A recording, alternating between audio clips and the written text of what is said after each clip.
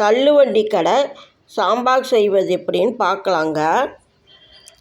இப்போ குக்கரில் 2 கைப்பிடி துவரம் பருப்பு போட்டுக்கணுங்க. 4 தடவை நல்லா கழுவிக்கணும். தேவையான இப்போ தண்ணி விட்டு மஞ்சத்தூள் விளக்கெண்ணெய் விட்டு குக்கரை மூடி 4 விசில் விட்டு வேக விடணும்.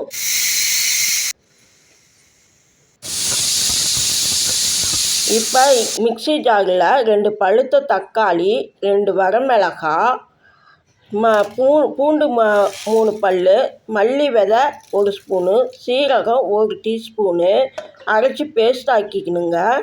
இப்போ குக்கரில் 2 குழிக்கரண்டி எண்ணெய் விட்டுக்கலாங்க. கடுகு 1 டீஸ்பூனு, சீரகம் 1 டீஸ்பூன் போட்டுக்கணுங்க. கடுகு வெடித்ததும் வெங்காயத்தை ஒரு பெரிய வெங்காயத்தை கட் பண்ணி போட்டுக்கலாங்க.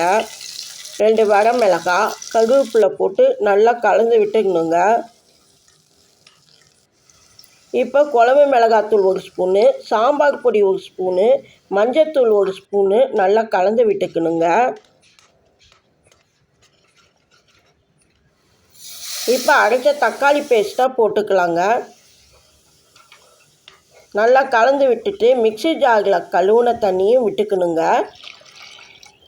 இப்போ தேவையான கல் உப்பு போட்டுக்கலாங்க. இப்போ வேக வச்ச துவரம் பருப்பு விட்டுக்கலாங்க.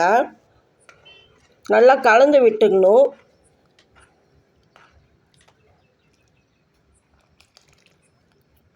புளி கொஞ்சோண்டு கரைச்சி விட்டுக்கலாங்க.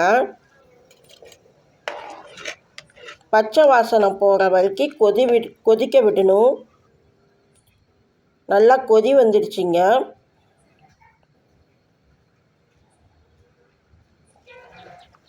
இப்போ கருவேப்பிலை தூவி இறக்கி வச்சிட வேண்டியதாங்க. சாம்பார் ரெடி ஆயிடுச்சு. தள்ளுவண்டி கடை சாம்பார் ரெடி ஆயிடுச்சுங்க.